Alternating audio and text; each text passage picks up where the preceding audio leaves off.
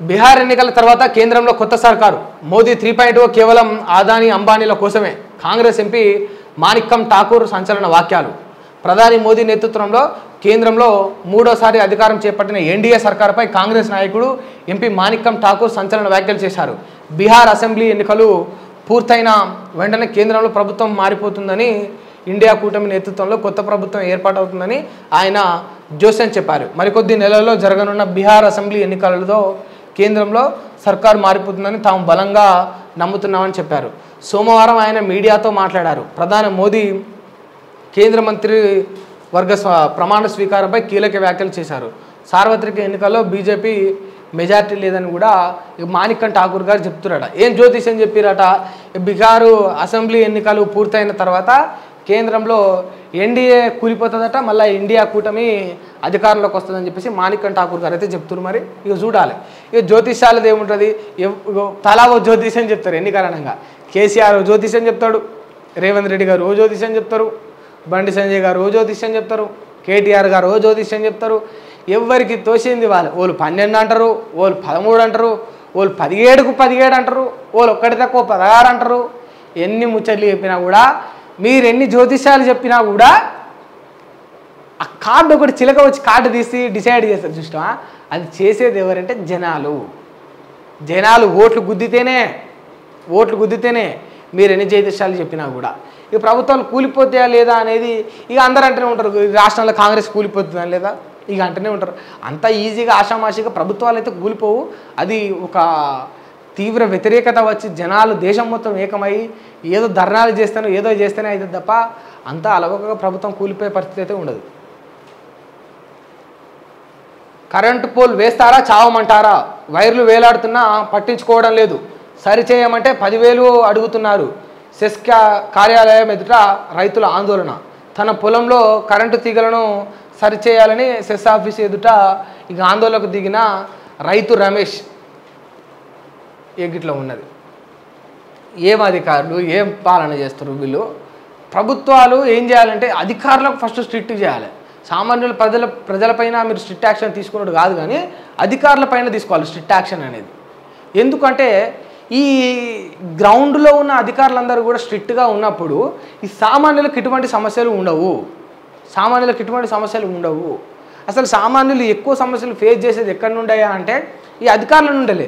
MRO office కాడ కావచ్చు, ఈ స్కూల్స్ దగ్గర కావచ్చు, లేకపోతే ఇంకో గవర్నమెంట్ సెక్టార్లలో ఈ సెస్ ఆఫీసుల దగ్గర కావచ్చు, ఎక్కడైతే అక్కడ ఈ గవర్నమెంట్ ఆఫీసర్లతో తలనొప్పి వస్తుంది. మాకు ఓ ఫామ్ తీసుకుపోవాలంటే తలనొప్పి, అది ఏదో ఆ సొమ్ము అడుగుతున్నట్టే, ఉండవా ఇడు అవుతలేదా, ఇడు ఉన్న వాళ్ళు అందరు మనుషులు కాదా అంటే చాలా చులకనగా గడ్డిపోసలాగా చీమలాగా పురుగుని తీసేసినట్టే అంత కళ్ళ ముంగట ఉండే వ్యక్తులను జర్రవాడు అవుతారా మంచిగా లేకుండా ఏదో తలకింత పాగా కట్టుకొని ఏదో జర మాసిపోయిన అంగేసుకొని పోతే ఆగరాదే. ఇట్లనే ఓ రెస్పెక్ట్ ఉండదు, పాడు ఉండదు. బ్యాంకులలో ఇట్లా అధ్వానంగా అయిపోయింది ఈ వ్యవస్థ అనేది. ఒక సామాన్యుడికి విలువ లేకుండా పోయింది. ఇప్పుడు అదే సీన్ మీరు చూడుర్రి, ఒక రైతు ఒక గవర్నమెంట్ ఆఫీసులో పోతే అగవయ్యా చేస్తున్నాం కదా ఇక్కడ పని, ఎందుకు అట్లా అరుస్తున్నావు అప్పటి ఇట్లా అంటారు. అదే ఒకడు ఇట్లా సూటు బూట్ వేసుకొని ఉంగరాలు గింగరాలు పెట్టి గొలుసు వేసుకొని అద్దాలు పెట్టుకొని మంచిగా కూలింగ్ గ్లాసెస్ పెట్టుకొని కార్ల కింద దిగి ఇట్లా వస్తాడు ఆడంతే. సార్ తప్పుకొని కూర్చున్నాడు లేచి, సార్ నమస్తే సార్ చెప్పండి సార్ చెప్పండి సార్. ఎంత రెస్పెక్ట్ వేషధారణకే డ్రెస్సింగ్కే. జర 4 ఏళ్ళకు 2 ఉంగరాలు పెట్టంగానే, 4 ఏళ్ళకి 4 ఉంగరాలు పెట్టంగానే, కళ్ళకి అద్దాలు పెట్టంగానే, కూలింగ్ గ్లాస్ పెట్టంగానే మొత్తం అవగట్లా ఉన్నది. పైసలు ఉన్నోడికి ఒకలాగా, సామాన్య రైతుకు ఒకలాగా పట్ల ఈ అధికారులు వ్యవహరిస్తూ ఉన్నారు. ఆ మార్పు అనేది రావాలి. ఎవరు సొమ్ము అయితే తింటలేం కదా, జీతాలు తీసుకొని పనిచేస్తారు కదా ఈ అధికారులంతా కూడా. నీట్ అక్రమాలపై విద్యార్థుల గర్జన. ఢిల్లీలోని కేంద్ర విద్యాశాఖ ఆఫీసు వద్ద విద్యార్థుల ఆందోళన. నీట్ 2024ను రద్దు చేయాలని సుప్రీంకోర్టులో పిటిషన్ వేసిరు. నీటి పరీక్షను తొలగించేందుకు తగిన చర్యలు తీసుకోవాలి. తమిళనాడు ప్రభుత్వానికి హైకోర్టు రిటైర్డ్ జడ్జి కమిటీ సిఫార్సు కూడా చేసిందట. ఇట్లా ఇక ఢిల్లీ దగ్గర ధర్నా కూడా చేస్తారు విద్యార్థులు. ఇంకా ఇందాక కూడా చదివిన మన వార్త. ఇక తగిన చర్యలు తీసుకోవాలి, 2024 నీటిని రద్దు చేయాలని చెప్పేసి కూడా డిమాండ్ చేస్తారు. అవకతవకలు జరిగినప్పుడు కష్టపడి చదువుకున్న విద్యార్థులకు ఇక గుండె మండదా. అమిత్ మాలవియా స్త్రీలోలుడు.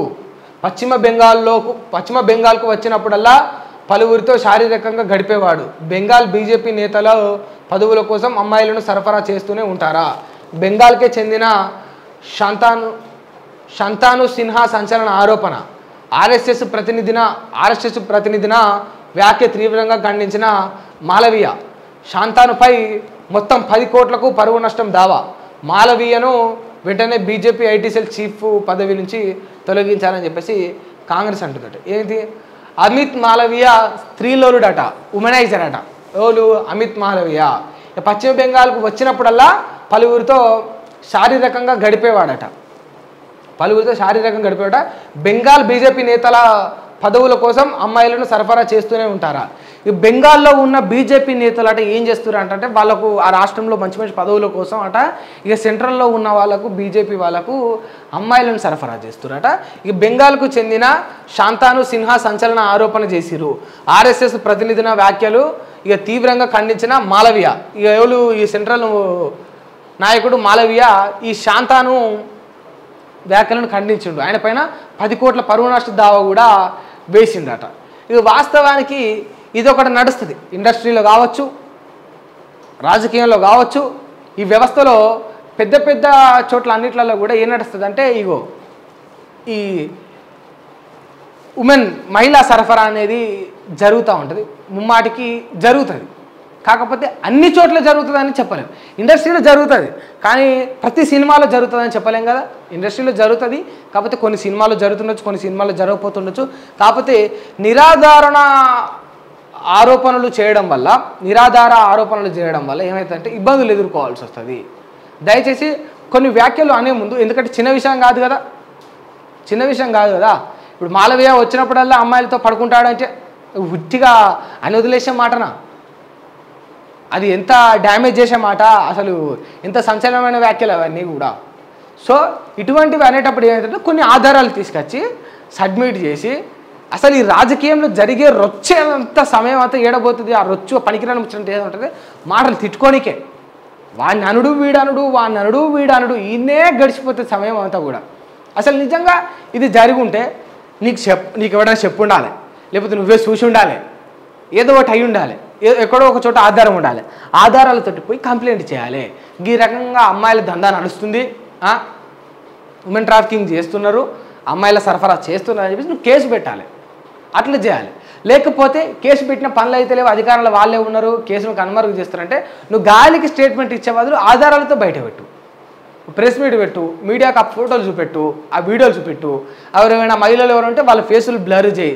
నువ్వు చూపెట్టాలనుకున్న వాళ్ళ ఫోటోలు జూమ్ చేసి మరీ చూపెట్టు వాళ్ళ ముఖాలను. గట్లా చేయి. గాలికి మాటలు అనడం వల్ల, ఇటువంటి పెద్ద పెద్ద మాటలు అనడం వల్ల ఏమవుతుందంటే చాలా ఇబ్బందులు అవుతుంటాయి ఈ వ్యవస్థలో.